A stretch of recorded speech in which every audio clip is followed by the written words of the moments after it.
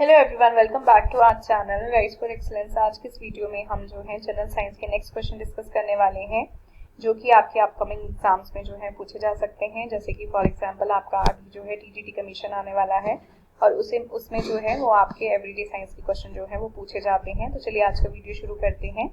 हमारा first question है कि the science word comes from the Latin word, Greek word या फिर फ्रेंच वर्ड। इस क्वेश्चन का जो करेक्ट आंसर है that is Latin word. Science word जो है वो ओरिजिनेट हुआ है लैटिन वर्ड से और वो लैटिन वर्ड है सिंशिया। सिंशिया का मतलब होता है नॉलेज। तो साइंस वर्ड जो है वो यहाँ से ओरिजिनेट हुआ है, ये आपने ध्यान में रखना है। हमारा नेक्स्ट क्वेश्चन है कि पीडोलॉजी जो है वो किसकी स्टडी होती है? Study of soil, study of air, study of water. इस क्वेश्चन का करेक्ट आंसर है स्टडी ऑफ सॉइल। पीडोलॉजी जो है उसमें आप सॉइल के बारे में स्टडी करते हैं कि सॉइल की मॉर्फोलॉजी कैसी होती है, सॉइल कितने टाइप की होती है, डिफरेंट डिफरेंट चीज़ें जो हैं वो सॉइल के बारे में आप जो है इसके अंदर पढ़ते हैं। तो पीडोलॉजी जो होती है वो स्टडी ऑफ सॉइल है। ये भी काफ़ी इंपॉर्टेंट क्वेश्चन है और एग्जाम्स में पूछा जाता है। हमारा नेक्स्ट क्वेश्चन है कि the basic unit of heredity is chromosome, gene या फिर हिस्टोन प्रोटीन। यानी कि बेसिक यूनिट ऑफ हेरिडिटी जो है वो कौन सी चीज़ है यहाँ पे? इस क्वेश्चन का जो करेक्ट आंसर है वो है gene. Basic unit of heredity जो है वो जीन को बोला जाता है। आपने जीन के बारे में जो है वो डीएनए जब हम पढ़ते हैं तब वहाँ पे आपने ये पढ़ा होगा। जीन जो है बेसिकली डीएनए का ही सेगमेंट होता है और ये इंफॉर्मेशन जो है वो कैरी करता है एक जनरेशन से अदर जनरेशन में। जैसे कि फॉर एग्जाम्पल आपकी आंखों का कलर, आपके बालों का कलर, ये सारी जो इंफॉर्मेशन आती है ये जीन ही कैरी करके लेकर आते हैं। हमारा फोर्थ क्वेश्चन है एंथोलॉजी क्या है? एंथोलॉजी जो है वो किसकी स्टडी होती है? हमारे ऑप्शन है study of flowers, study of fruit, study of soil. इस क्वेश्चन का जो करेक्ट आंसर है that is study of flowers. Anthology जो है वो स्टडी ऑफ फ्लावर्स है।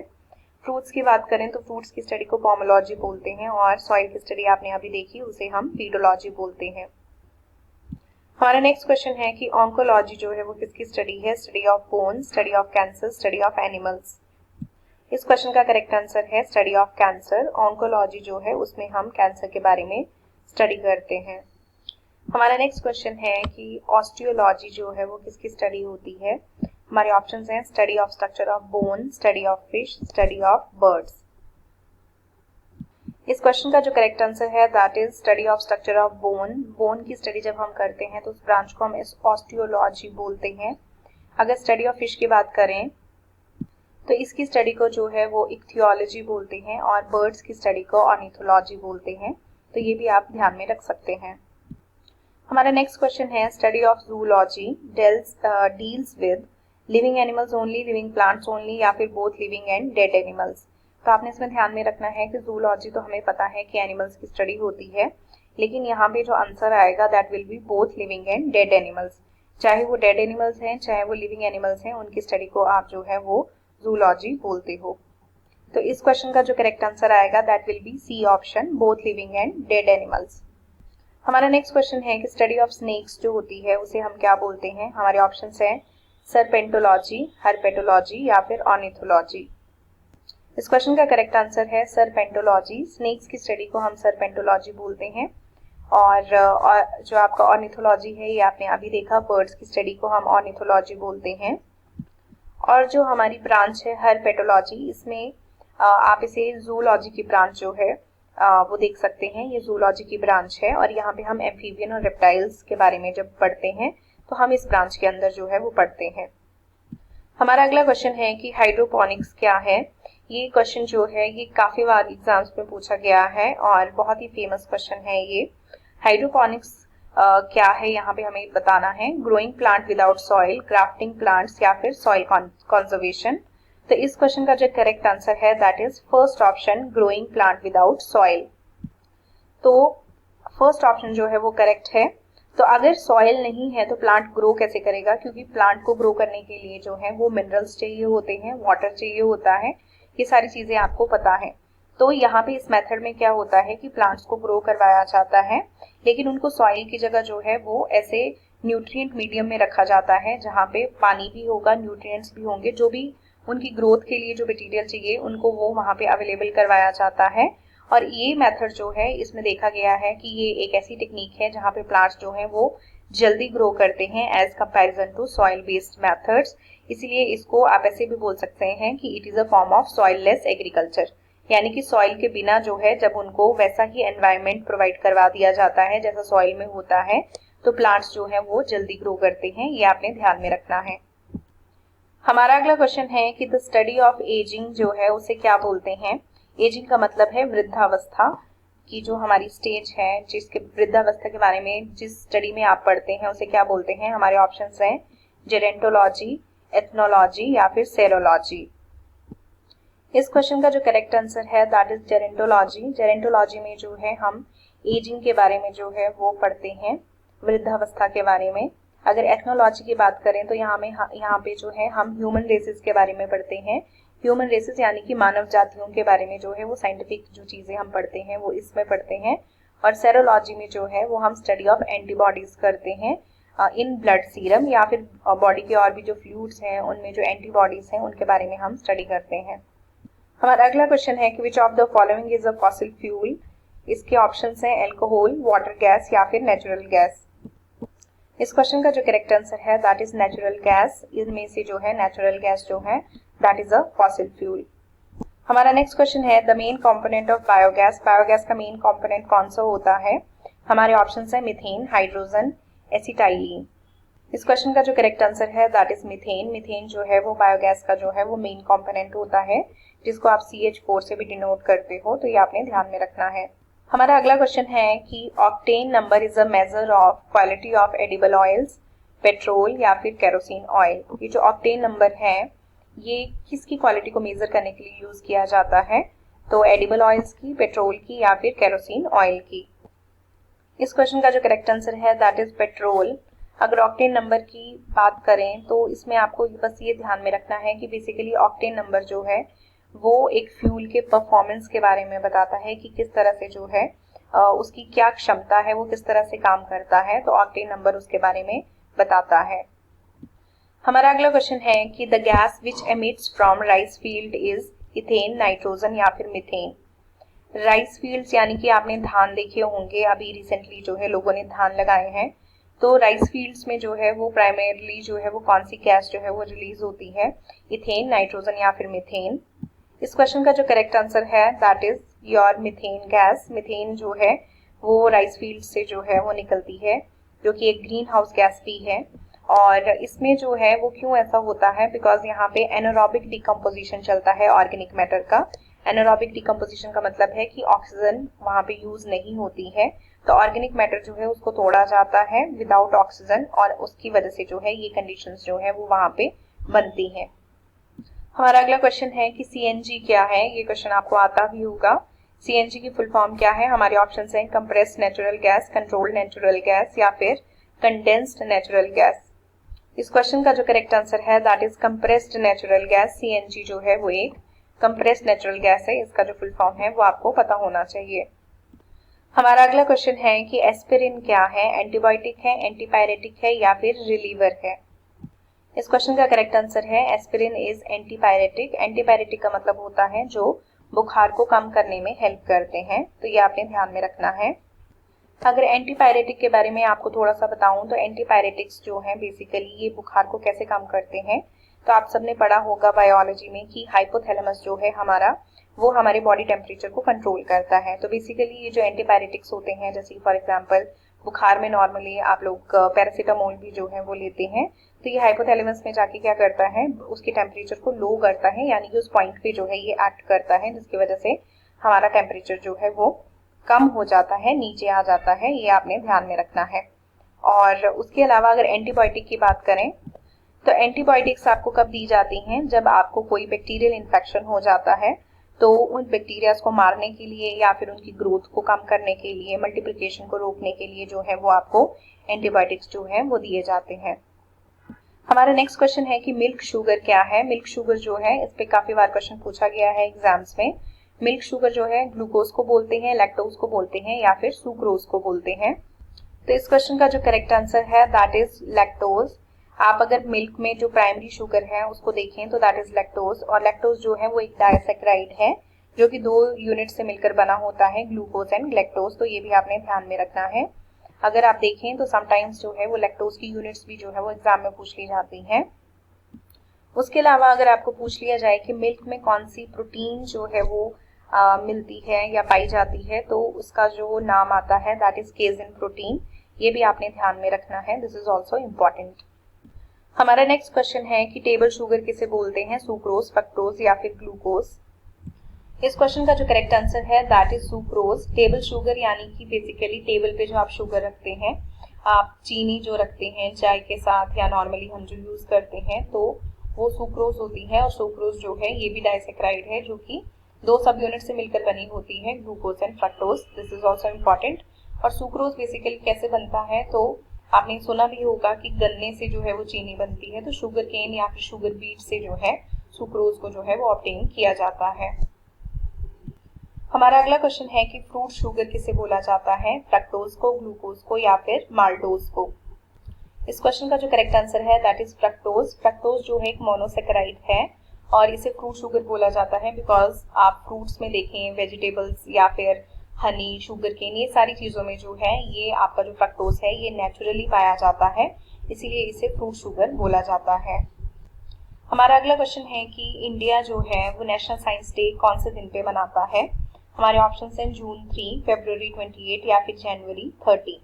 तो अगर आप यहाँ पे देखें तो पहले तो आपको ये पता होना चाहिए कि जो नेशनल साइंस डे है वो इंडिया में फरवरी 28 को जो है वो सेलिब्रेट किया जाता है। और ये क्यों मनाया जाता है, तो आप देख सकते हैं कि इस दिन जो है हमारे जो एक इंडियन फिजिसिस्ट थे जिनका नाम था सर सीवी रमन, उन्होंने जो है रमन इफेक्ट की जो है डिस्कवरी की थी 28 फरवरी 1928 को। तो इसलिए जो है इसको as a national science day जो है वो इंडिया में सेलिब्रेट किया जाता है।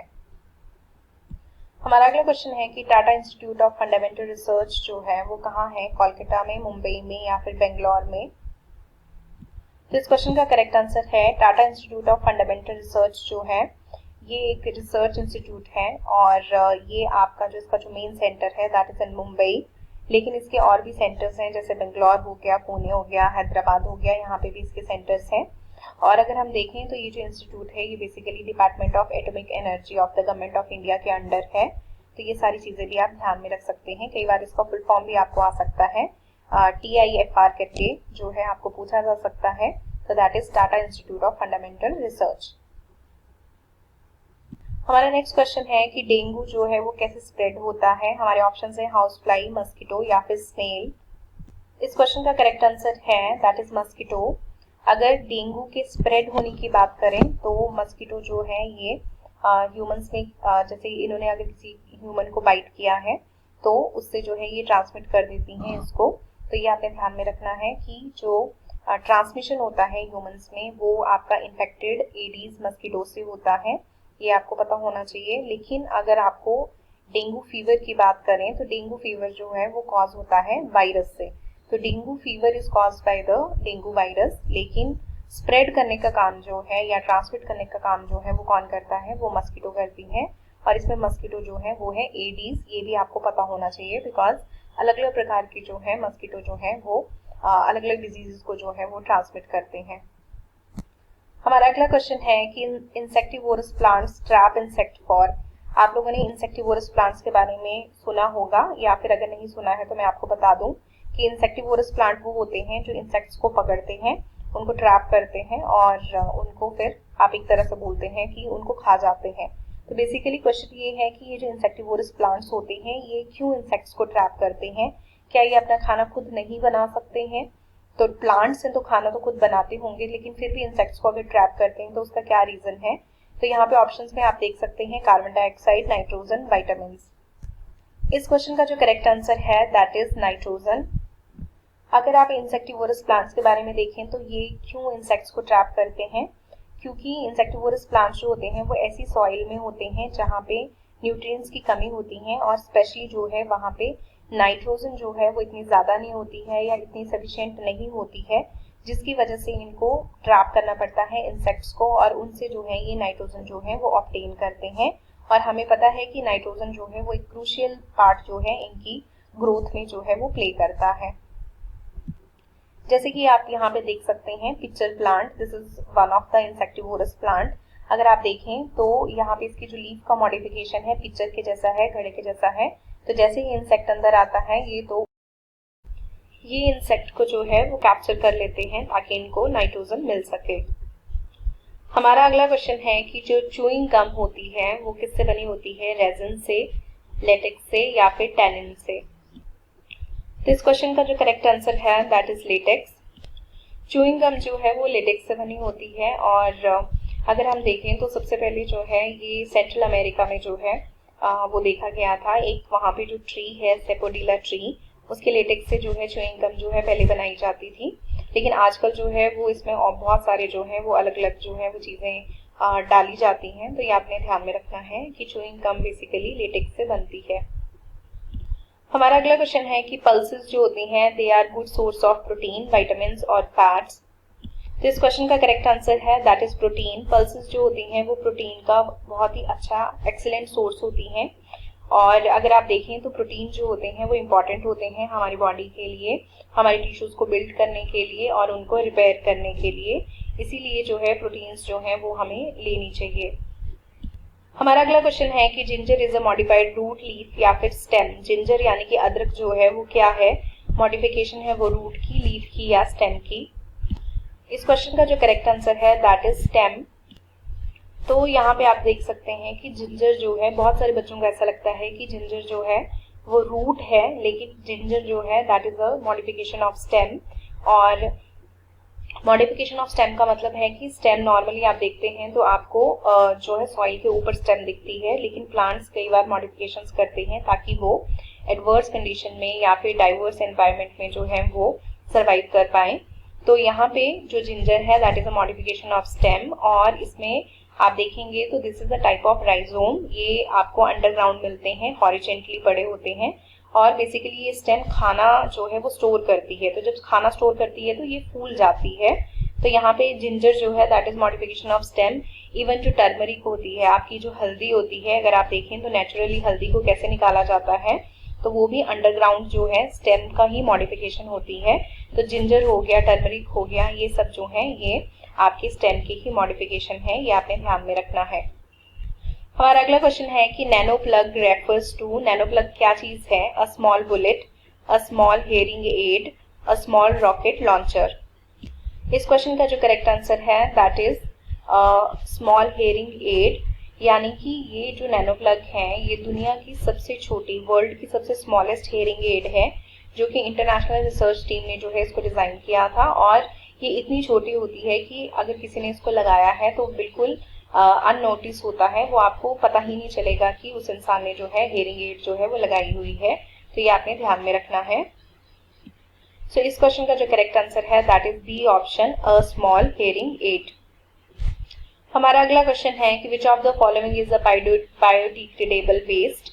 हमारे ऑप्शन है वूल, प्लास्टिक या फिर नाइलॉन। इस क्वेश्चन का जो करेक्ट आंसर है दैट इज वूल। अगर हम बायोडिग्रेडेबल वेस्ट की बात करें तो ये वो वेस्ट होता है जो कि बेसिकली ऑर्गेनिक मैटर होता है, जिसको अगर आप फेंक भी देते हैं तो लिविंग ऑर्गेनिज्म जो है उनको क्या करते हैं, उनको तोड़ देते हैं। जैसे कि बैक्टीरिया है, फंजाई है, तो उस पर काम करके वो उनको सिंपलर सब्सटेंसेस में चेंज कर देते हैं, जैसे कि कार्बन डाइऑक्साइड, वाटर, मीथेन। तो इसको प्रोसेस को बायोडिग्रेडेशन बोलते हैं और इसमें से जो आपका आंसर आएगा दैट इज वूल। हमारा नेक्स्ट क्वेश्चन है कि the longest cell in human body. Human body का लॉन्गेस्ट सेल कौन सा है। हमारे ऑप्शन है मसल सेल, नर्व सेल या फिर किडनी सेल। इस क्वेश्चन का जो करेक्ट आंसर है दैट इज नर्व सेल।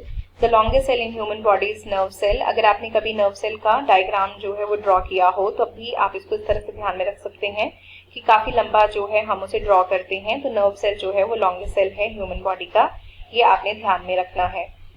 और अगर हम लार्जेस्ट सेल की बात करें फीमेल बॉडी में, तो लार्जेस्ट सेल जो होता है बेसिकली ह्यूमन बॉडी में, तो फीमेल जो ओवम होता है जिसको आप एग सेल भी बोलते हैं, वो लार्जेस्ट सेल होता है ह्यूमन बॉडी में। किसी एग्जाम में मैंने देखा था कि वहां पे लिखा था कि the largest cell in the human body, लेकिन ऑप्शंस में जो है वो ओवम नहीं था, वहां पे नर्व सेल दिया था, मसल सेल, किडनी सेल, ऐसे ऑप्शंस थे। तो वहां पे ऑब्वियसली फिर आपको नर्व सेल पे ही टिक लगाना पड़ेगा। लेकिन जो नर्व सेल होता है that is the longest cell, और अगर आपको वहां पे ओवम भी दिया है तो that is the largest cell in the human body. हमारा अगला क्वेश्चन है कि the unit of nervous system की यूनिट किसे बोला जाता है। हमारे ऑप्शन है न्यूरॉन, नेफ्रॉन, एक्सॉन। इस क्वेश्चन का जो करेक्ट आंसर है that is neuron. Neuron is the unit of nervous system. और नेफ्रॉन का भी आपको पता होना चाहिए। नेफ्रॉन जो है that is the unit of excretory system. Basically nephrons जो है वो आप किडनी में पढ़ते हैं, तो वो किडनी वाले पार्ट से जुड़ा हुआ है। और न्यूरॉन जो है that is the unit of nervous system, ये आपने ध्यान में रखना है। और एक्सॉन जो होता है वो बेसिकली न्यूरॉन का ही पार्ट होता है। हमारा अगला क्वेश्चन है कि the atomic nucleus was discovered by Rutherford, Dalton या फिर थॉमसन। तो इस क्वेश्चन का जो करेक्ट आंसर है that is Rutherford. The atomic nucleus was discovered by Ernest Rutherford in 1911। ये भी आप ध्यान में रख सकते हैं। और उन्होंने जो है वो बहुत ही फेमस एक्सपेरिमेंट किया था जिसका नाम था गोल्ड फॉयल एक्सपेरिमेंट। और वहां पे अल्फा पार्टिकल्स जो हैं वो फायर किए गए थे और स्कैटरिंग जो है वो देखी गई थी। तो ये सारी चीजें जो है इस एक्सपेरिमेंट में उन्होंने की थी। और बेसिकली आपको ध्यान में रखना है कि एटॉमिक न्यूक्लियस जो है उन्होंने डिस्कवर किया था। हमारा अगला क्वेश्चन है कि washing soda is chemically known as sodium carbonate, sodium bicarbonate, sodium chloride. इस क्वेश्चन का जो करेक्ट आंसर है that is sodium carbonate. Sodium carbonate जो है वॉशिंग सोडा को बोला जाता है, इसका केमिकल नेम है। और ये क्वेश्चन भी काफी बार एग्जाम्स में पूछा गया है। अगर आप इसका फॉर्मूला देखें तो दैट इज Na2CO3। तो ये आपने ध्यान में रखना है।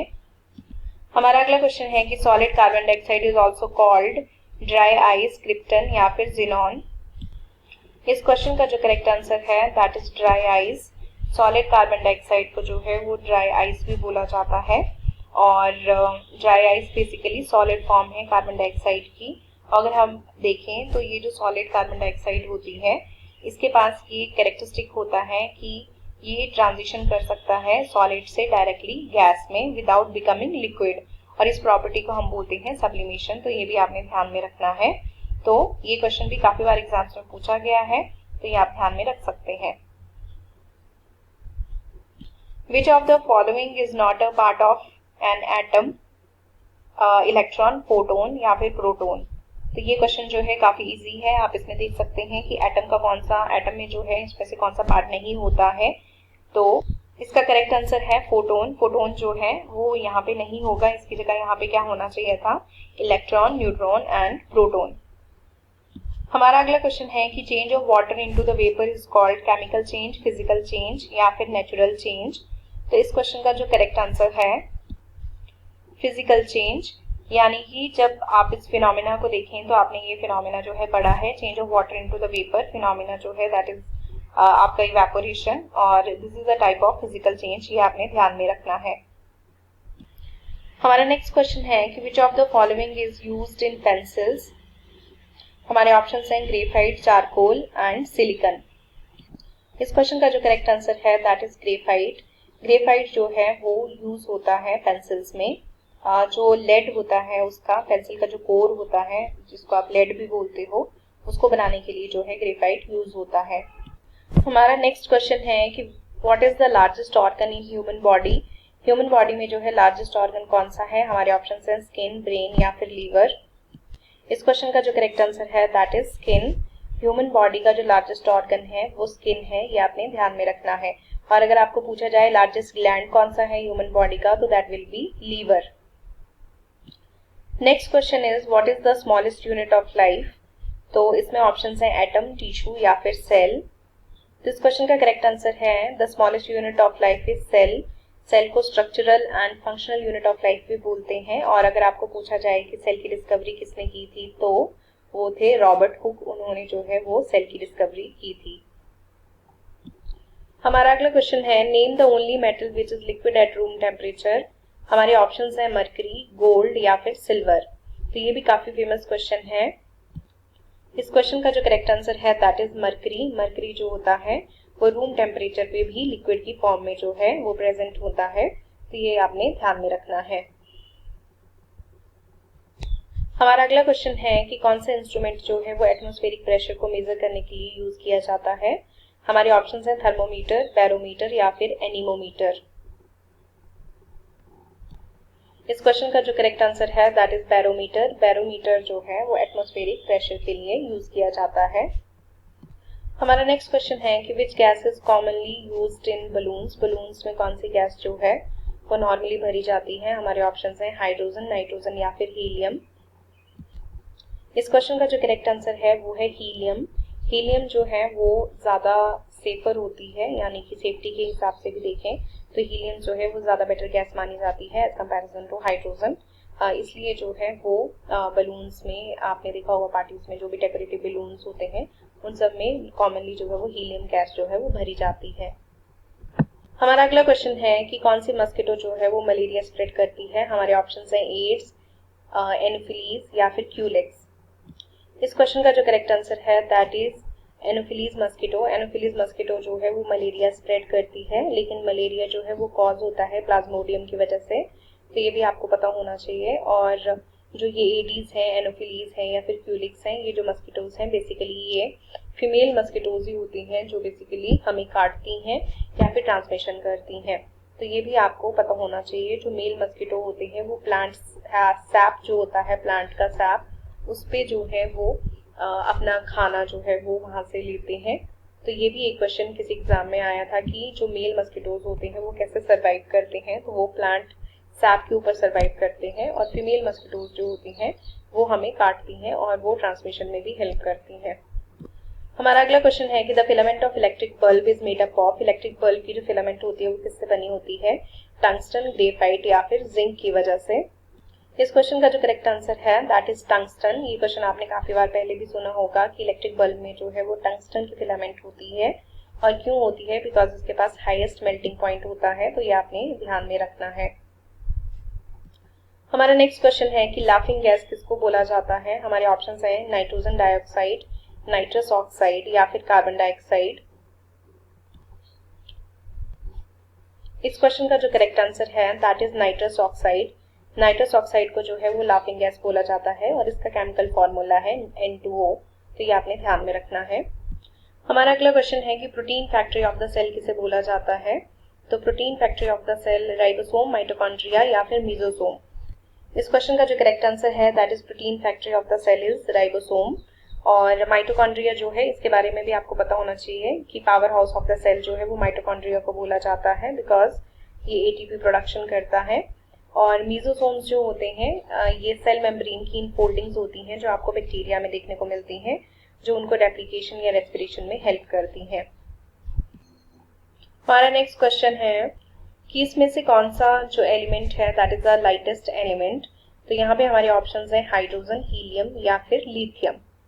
तो इस क्वेश्चन का जो करेक्ट आंसर है दैट इज हाइड्रोजन। हाइड्रोजन जो है that is the lightest element, ये भी आपने ध्यान में रखना है।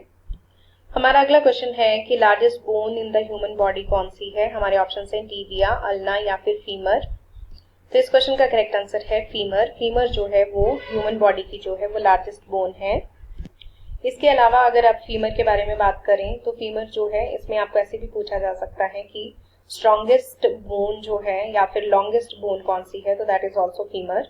और ये आपको कहाँ देखने को मिलती है, तो थाइस में जो है ये प्रेजेंट होती है फीमर, और इसको थाई बोन भी जो है वो बोला जाता है। ये आपने ध्यान में रखना है, यहाँ से भी जो है क्वेश्चन काफी बार पूछा गया है। हमारा नेक्स्ट क्वेश्चन है कि smallest bone in the human body कौन सी है। हमारे ऑप्शंस हैं मेलस, इनकस या फिर स्टेप्स। इस क्वेश्चन का जो करेक्ट आंसर है दैट इज स्टेप्स। हमारी ह्यूमन बॉडी की स्मॉलेस्ट बोन जो है वो स्टेप्स है। मैं आपको बता दूं कि ये जो मेलस, इनकस, स्टेप्स है इसको मिस के जैसे आप याद कर सकते हैं, MIS। और ये जो होती हैं ये हमारे कान में पाई जाती हैं, मिडल ईयर में तीनों हड्डियां हैं ये, लेकिन सबसे छोटी जो है वो स्टेप्स है, तो ये आपने ध्यान में रखना है। हमारा अगला क्वेश्चन है कि किंग ऑफ केमिकल्स जो है वो किसे बोला जाता है। हमारे ऑप्शंस हैं HCl, H2SO4 या फिर HNO3। इस क्वेश्चन का जो करेक्ट आंसर है दैट इज H2SO4 यानी कि सल्फ्यूरिक एसिड। सल्फ्यूरिक एसिड को जो है कॉमनली किंग ऑफ केमिकल्स बोला जाता है, बिकॉज इंडस्ट्रीज में जो है या फिर आप देखें फर्टिलाइजर्स हो गए, ड्रग्स हो गए, केमिकल्स हो गए, इन सब में जो है वो इस एसिड का जो है वो यूज किया जाता है, इसलिए इसको नॉर्मली जो है वो किंग ऑफ केमिकल्स भी बोला जाता है। तो ये आपने ध्यान में रखना है। तो आज की वीडियो में हमने 45 क्वेश्चन जो है वो कवर किए हैं। अगर आपको ये क्वेश्चंस हेल्पफुल लगे हों तो kindly subscribe and share. Thank you.